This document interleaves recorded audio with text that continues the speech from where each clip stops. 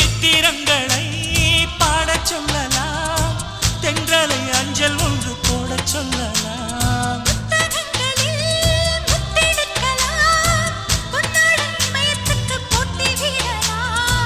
பூமிக்கு பொட்டு வைத்து பார்க்கலாம் பார்க்கலாம், பூவுக்கும் ஆடை தைத்து போடலாமா?